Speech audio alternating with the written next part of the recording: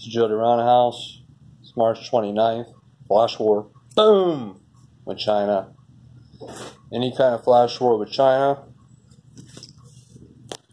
would involve a sneak attack missile blitz with precision guided missiles.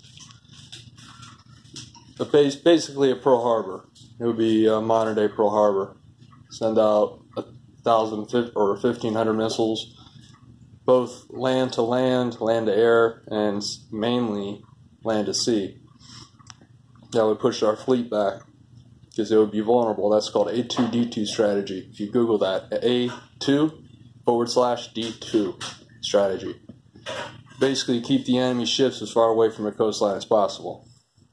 And if you keep them far enough away, then the planes that are on those aircraft carriers don't have enough range, they don't have enough fuel to be able to attack your country or your military assets.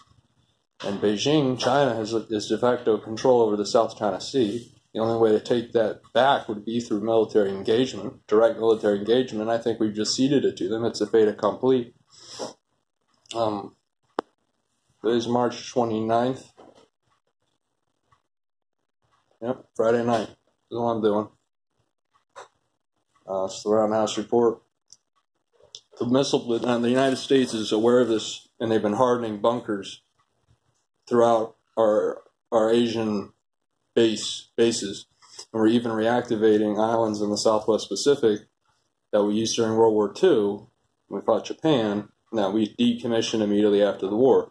Interesting side note, the native inhabitants on these isolated islands thought that when we came to build airstrips and stuff, and we used to drop candy for them from these planes to the villagers, after the war, people returned like 10 years later, and they had built replicas of the planes, and they worshipped them as gods, and they were awaiting the return of the planes as like the end times.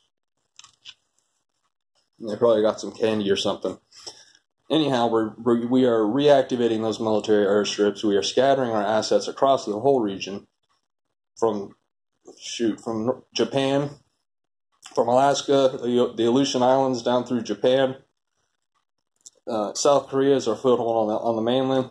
Buffer would be North Korea, and down through the Philippines. That's our right flank in the region.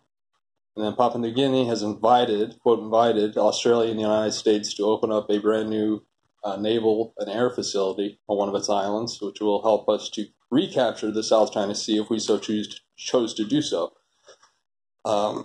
Excuse me. We are also reactivating islands that are west of India and southwest of India. It's a lot of really small islands that I've never heard of. We're reactivating airstrips, again, that we used during World War II and that we no longer use. Well, now we are using them. We are modernizing them. We are hardening them. So it's harder to get through the bunkers, the bunker roofs. And we're scattering our planes and we're scattering our stuff. That way we don't get Pearl Harbor. That way one night won't destroy our entire freaking military capacity in that theater, in the Asian theater. So that is what we are doing in the Pacific, is we're trying to counter A2D2 strategy. So if you have a A2D2 relies on ship-killing missiles, the Chinese have a really good one that they've developed. If you Google China's new anti-ship missile, you'll find it starts with a D. I don't recall the full name of it, but it travels like 1,000 miles an hour, and it's like 20 feet above the ocean. It's really hard to shoot down. It's really hard to track. But we have increasingly modernized sensors and tracking capabilities, even limited projected energy weapon capabilities that we have been fielding. There is a laser on a ship based in the 5th Fleet in Bahrain, next to Iran in the Persian Gulf. We have a laser that's activated on one of the ships. I'm not sure what it does, but we are investing a lot in energy projected weapons, especially for the Space Command. Up in space, we energy direct weapons from our satellites to kill enemy satellites, lasers, etc. So, anyhow, flash war with China. After, I don't know if a missile blitz from them would really do anything to hurt us, because we would absorb it and then counterstrike. And the counterstrike would be so overwhelming, devastating that China would need to wait at least 5 more years before they could do such an endeavor. At least 5 to 10 more years until they're strong enough. and then they can do that. But right now, they would never dare do that. Some accidental war may happen, but a full-on breakout from China, like the Japanese broke out during World War II. They just flooded everywhere. They invaded everywhere. A breakout out of China has already happened with regard to the South China Sea. Let's see if they go any further. There's a lot of speculation regarding the Philippines.